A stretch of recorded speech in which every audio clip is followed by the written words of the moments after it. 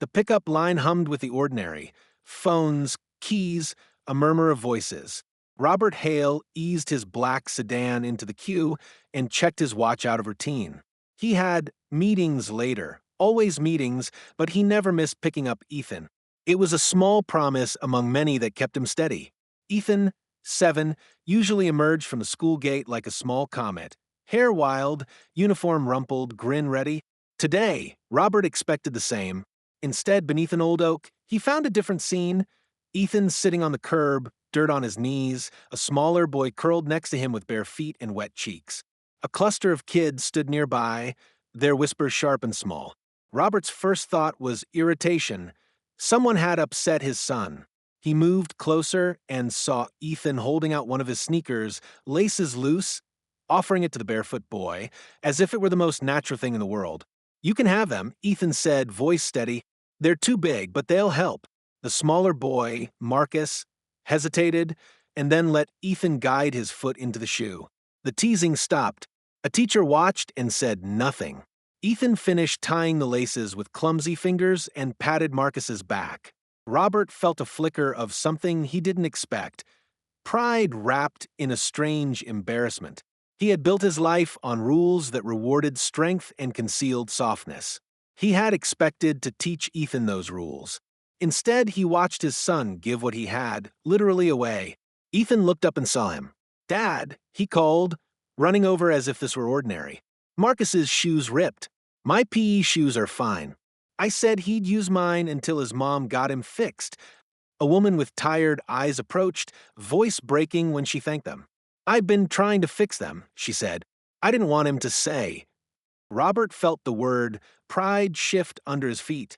He remembered a photograph in a drawer. His father handing a newspaper to a boy outside a shop, 10 fingers curled around a small, ordinary kindness. He had kept it because it made him uncomfortable, a reminder that softness had place in history, too. "Come on," he said, surprising himself. "Hot chocolate, my treat."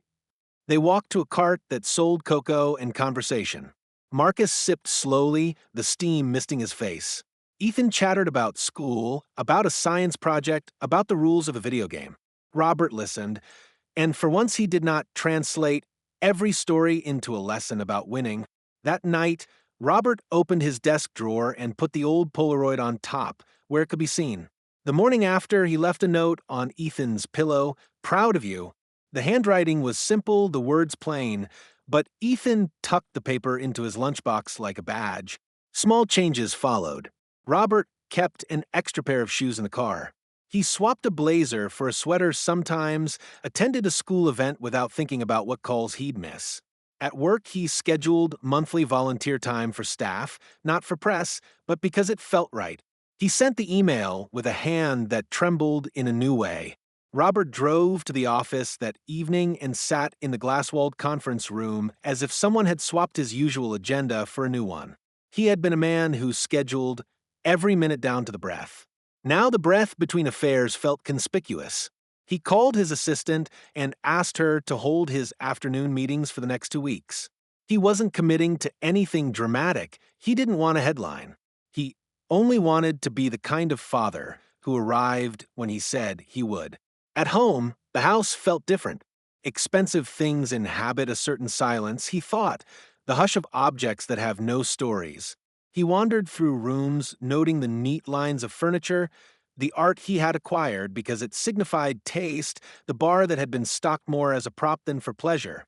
Ethan's toys were strewn across the den, action figures in a stage battle, a drawing on the fridge that depicted a son with too many rays and a family with oversized hands. Robert stood in front of the refrigerator and let the little drawings settle a warmth in him. The next week, he volunteered unceremoniously at the school's coat and shoe drive. He arrived awkwardly in a sweater, clutching boxes, brushed by surprised faces that did not know which side of his life to place him on.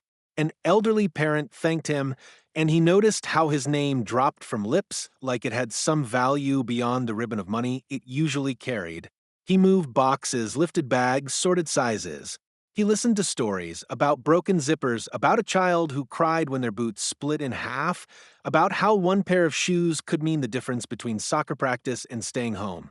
He learned how much could be arranged by a small, steady supply of shoes and gloves and presents. At a board meeting a month later, he proposed a small pilot, paid volunteer hours for employees, an internal program to partner with local schools. His colleagues blinked. Numbers were run through a calculator in polite skepticism. But Robert reminded them, quietly and with surprising force, that an organization built on people needed to invest in people in ways that weren't only transactional. He spoke about Ethan, about the oak tree, about a pair of shoes drying in the sun. It was not a cunning strategy, it felt like making a ledger for the heart. Back at the school, Marcus's mother invited Robert into her small apartment to thank him. The room smelled faintly of soup and laundry. There was a shelf with a chipped vase and a calendar marked with days worked. Robert washed dishes at her sink, feeling foolish and oddly at home, doing a simple task that had always been delegated. They talked about small things, the bus routes, the difficulty of after-school hours, the wonder that Marcus had when he learned the names of the birds outside his window. He listened as the mother told him about the nights she worked extra shifts and the way Marcus would wake at dawn to make sure everyone could keep a foot on the pedal. One evening, Ethan sat him down on the floor of his room and pressed a crumpled paper into his father's hands. It was a drawing of two boys under a tree, shoes laid out like offerings. In Ethan's block letters, he had written, "Kind is cool." Robert laughed in a way that made his ribs hurt, and then felt something like gratitude swell. "Why did you give your shoes away?" he asked, because he wanted to hear the reasons from Ethan's mouth, not from the corners of his own conscience. Because he needed them, Ethan said simply, "You always say, we can be better." I think he needed them more than I did. Also, I like playing games that don't need shoes. Ethan's logic was pure and unbothered by adult calculations. There was a logic to small kindnesses that couldn't be measured on a balance sheet. Weeks turned into months, and the pilot program in Robert's company grew quietly. Employees organized book drives, a tutoring roster, a weekend team that fixed bikes for neighborhood kids. The press received a bland memo and moved on. Real change, Robert discovered, liked to live in small places. A volunteer list, a pair of donated gloves, a parent who could breathe easier in winter. He began to measure success differently. He kept a notebook in his briefcase now, but it was full of names and times rather than EBITDA projections. Not every choice transformed him instantly. Some days he found himself slipping back into old habits. A quick meeting instead of a lunch, a curt email when patience ran thin.